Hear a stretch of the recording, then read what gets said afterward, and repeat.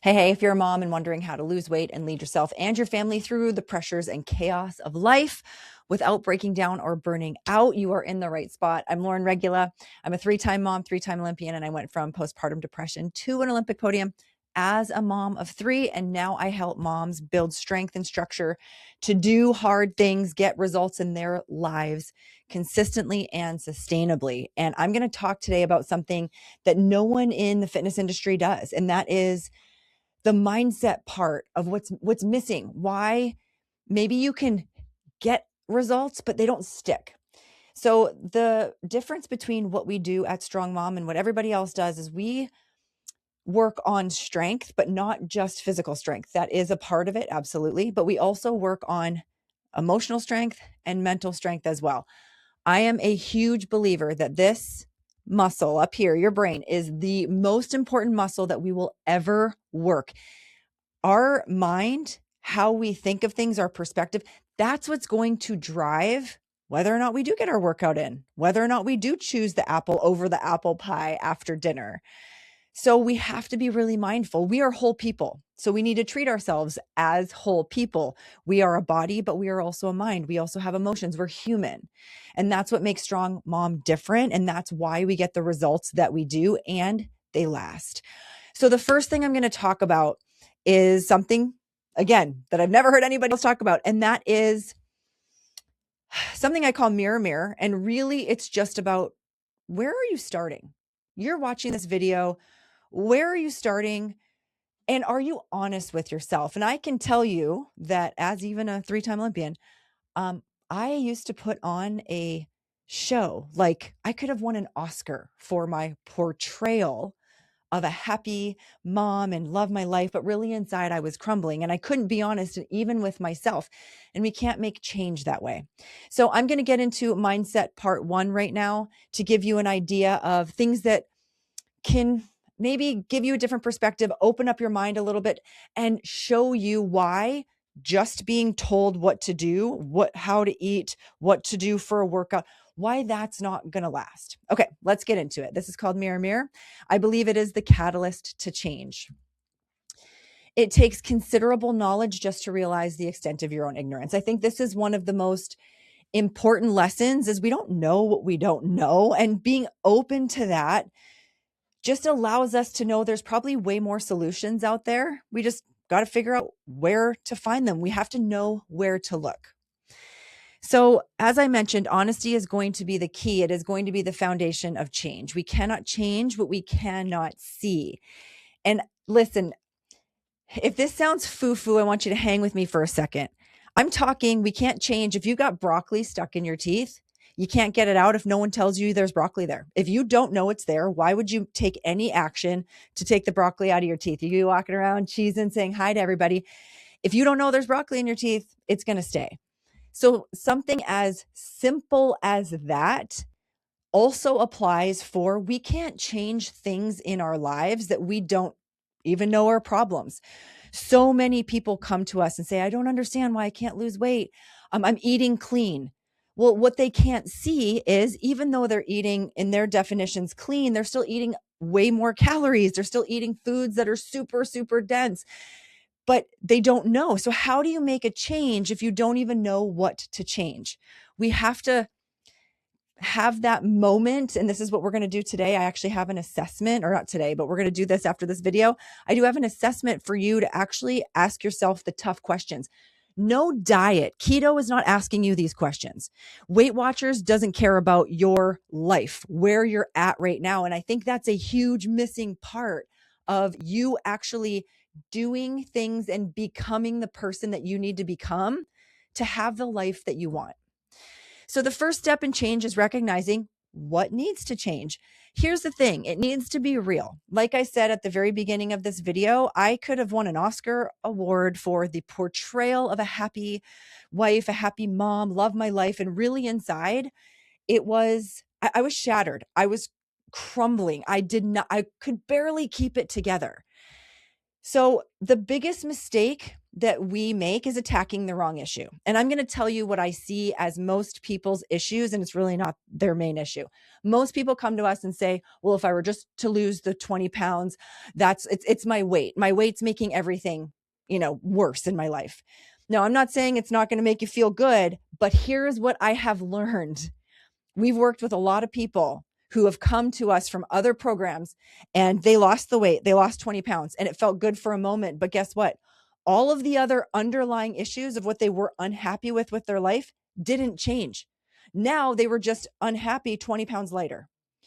So yeah, they might have been able to do up their pants and they might have had a little more confidence, but the issues that created the stress that actually drove them to drink extra wine, grab the extra 4 cookies that they said they weren't going to eat, that stuff's still there because it wasn't addressed. So when we attack the wrong issue, it gets us nowhere. And really what it does is it sets us back because we lose time. So we have to understand, what is the real issue here?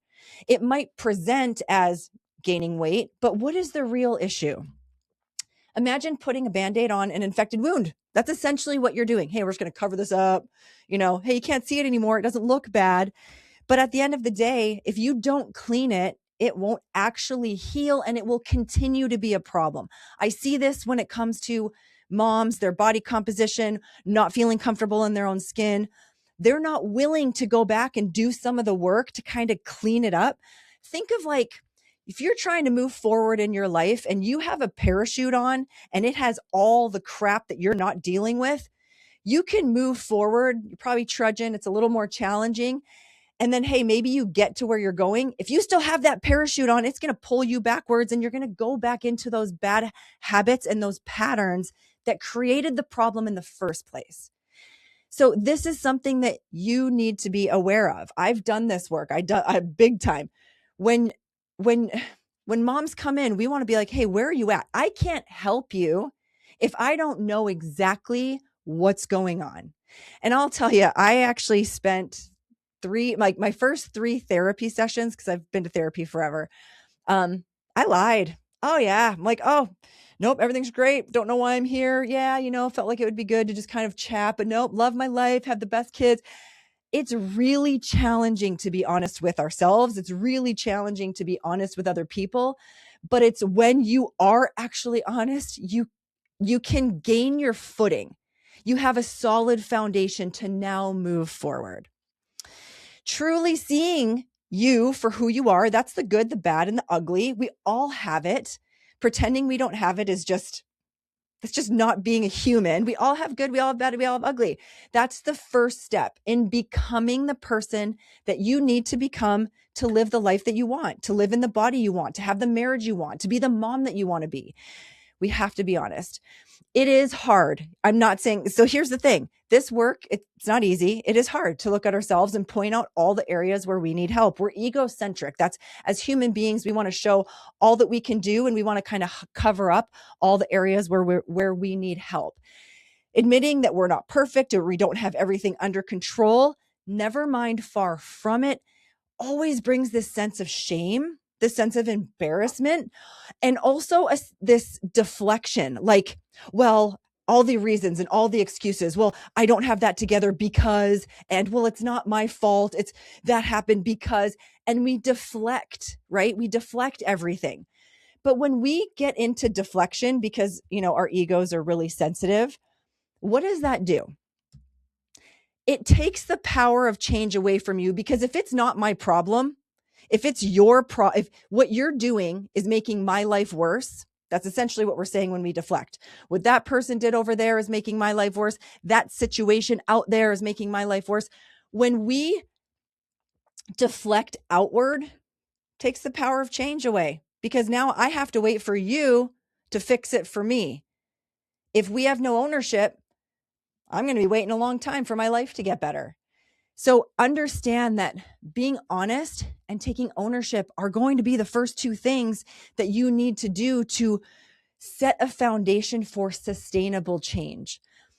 One thing we believe in Strong Mom is we want to own every aspect of our lives, every aspect. I see it all too often, so many reasons as to why, they're not getting the results or excuses. And at the end of the day, ownership in Strong Mom matters. Why? Because when we take ownership of the problem, we can own the solution. What does that mean? My fate, my destiny, my life is in my hands. It's not in yours.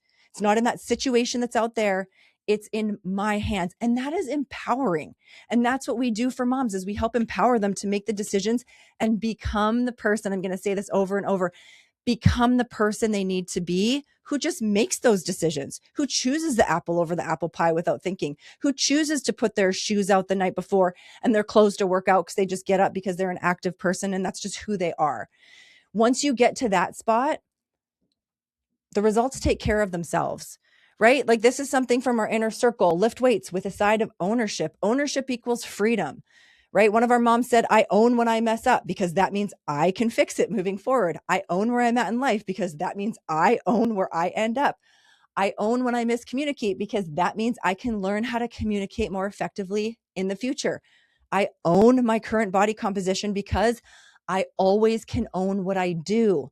Lift weights, move, figure out what I'm eating, how much I'm eating. Taking ownership can feel uncomfortable. She even says it right here. But not taking ownership is saying someone or something else is dictating your life. And that's just no bueno.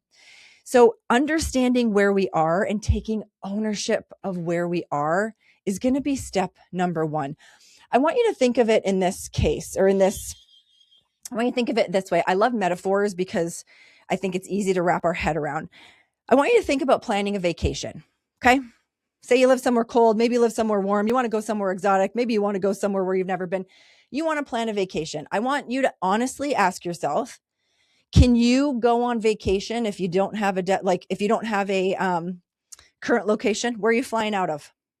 Where are you flying out of? If you don't have that answer, you can't fly and go to your, most desired location on vacation. You can't get there, right? Are you flying out of Seattle? Are you flying out of Europe? Where are you right now? Something as simple as that. And if that makes sense to you, if you're kind of like, oh yeah, to get anywhere, I have to understand where I'm at now. It's really important. If that makes sense about a vacation, you can't book a flight because you don't have an airport. Where do you live? Florida, right? New York. You're going to go a different path. You're going to have a different way to get there depending on where you're at. But if you don't know that, then it's going to be really hard to make that journey. The first step is honesty, right? So I said it in a vacation, right? It's the same thing. If you get into your car and you're like, okay, I got to go somewhere, but I don't really know how to get there. Because a lot of us have these goals, but we don't know how to get there. That's where we come in, right? One of my favorite quotes is don't stop and ask someone for directions who hasn't been where you're going. That's where we come in. We have these kind of roadmaps to help you get there. But at the end of the day, we got to know where you're starting.